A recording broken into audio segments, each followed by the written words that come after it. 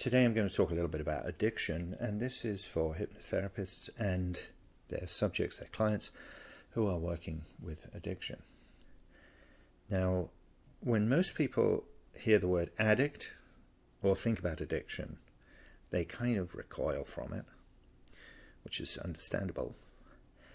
And a lot of people who look at the problems of addiction and work with it can find themselves really only seeing a bit of a reflection of their own judgment. Oh, this person is an addict. This is dangerous because when we label someone an addict, we're really just seeing a reflection of our own judgment.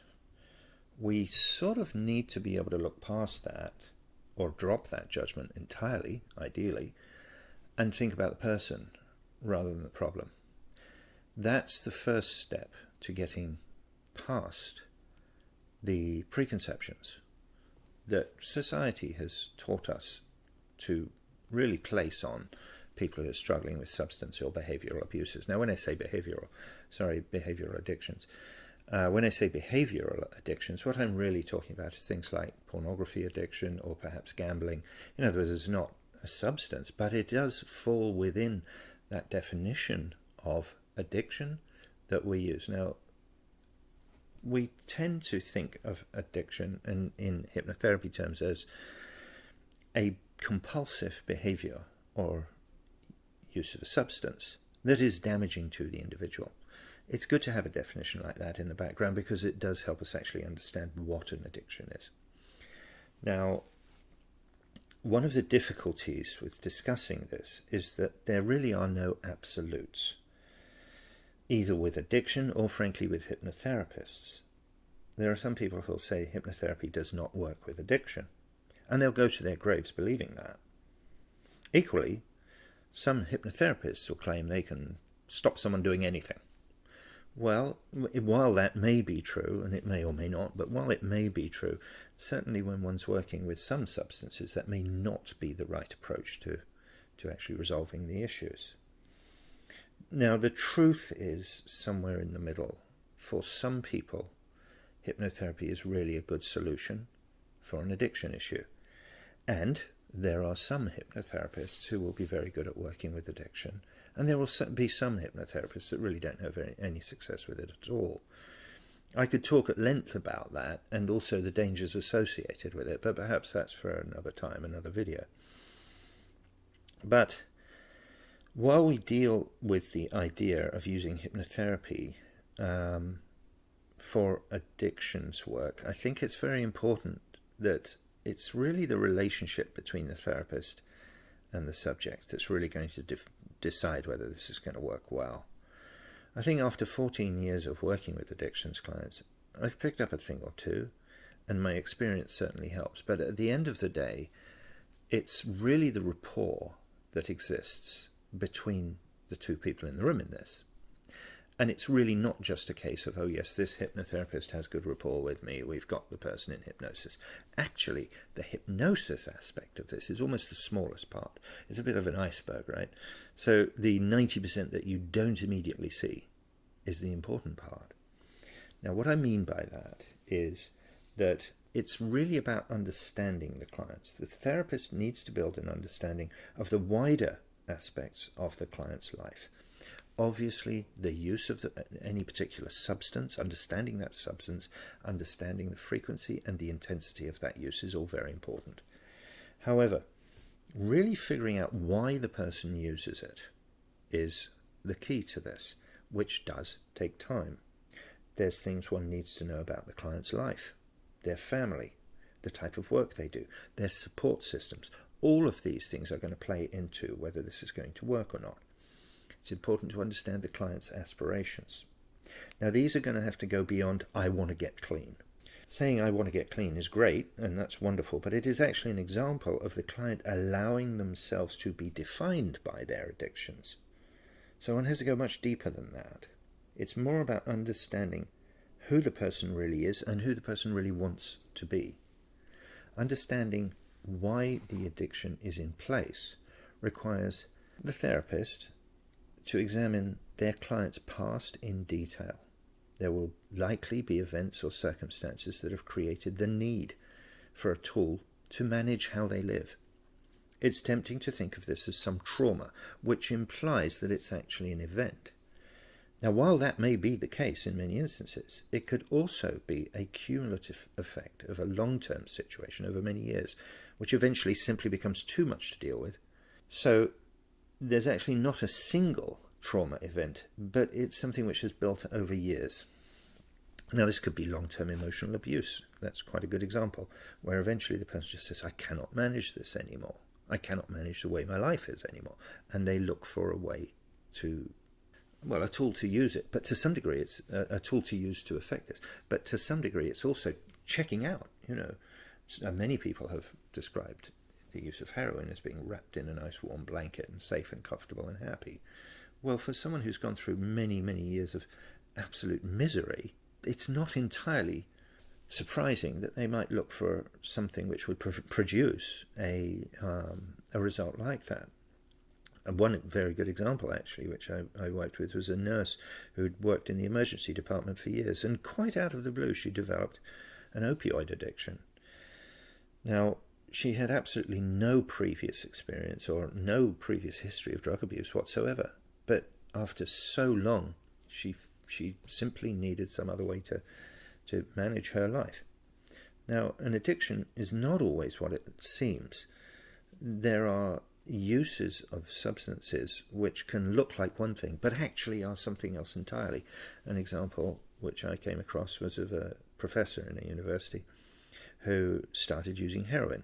Now, by any measure, this would really be a bad idea. But actually, his heroin usage was not that much. And, any is a bad idea, but there are scales of seriousness. And what it turned out that he was actually addicted to was not the use or the substance of heroin itself. It was going to that seedy part of town where you can go and score, and that excitement that he was getting out of it. It was an adrenaline rush. Now, one can also describe that as being part of the drug culture for sure, and there is an aspect of that in most drug addiction clients. But in this particular individual's case, it wouldn't really have mattered what he was buying. He could have been buying clothes pegs for all it mattered. The fact that he was going to the seedy part of town, interacting with people who were absolutely outside of his norm, he was getting a thrill that was completely divorced from the actual experience of using heroin. Now, the use of heroin obviously subsequently comes, and that's part of this, but it was actually a relatively small part of what was influencing him in the long term. So when we do think about addiction, we also have to be aware of the fact that sometimes what we're looking at can look like one thing, but it could be something else entirely. It would be impossible to talk about addiction generally from a hypnotherapy perspective, without talking about the aspect of shame. The shame of being an addict is something which sort of weighs down most people who are in a substance situation. This is kind of a curious thing. There's different ways of looking at this, but it's certainly something which impacts a lot of people who are going through addiction. It's also something which to some degree is a red herring. And the reason I say that is that we construct shame. This is a societal construct that we adopt. We're ashamed of ourselves because we did X, Y, Z. It's something which we perceive as being bad, or something which we perceive as being shameful. Now, the reason this is really quite a curious subject is that, for instance, if a doctor prescribes you, say, Valium, and you end up being addicted to it, your experience of that addiction is one thing. But if you go out and score Valium from some, dealer who somehow you've come in contact with and you're buying it illegally, well, your experience of that is going to be radically different. So when we do look at addiction, we have to think about that. And I talk about mitigating shame and basically removing the idea of shame, because it is somewhat peripheral. if you use this subject, the effects of it are going to be X, Y, and Z. Loading that down with this societal construct of shame simply makes one feel awful about it, and that doesn't help us. That doesn't bring us anywhere closer to resolution with it. Now, there are obviously different techniques with which you'd use with working with different subjects or behaviors, and maybe that's something for a future video. If you're interested in that, be sure to subscribe and hit that bell button thing, whatever they have on YouTube, because I can make a video about that in due course, and probably several, because, for instance, the ways you would work with heroin are radically different to the ways you might work with, say, LSD or even pot. So it's a very, very complex issue. Hypnotherapists approaching it from one direction can have tremendous success. There are other times which, if it's not approached in the right way, or if it's not even the right hypnotherapist, to be honest, it's really not going to go well. So there is a lot to understand when it comes to addiction, but it can be something which hypnotherapy can work incredibly effectively with. Leave some questions in the comments section. I'll attempt to answer them.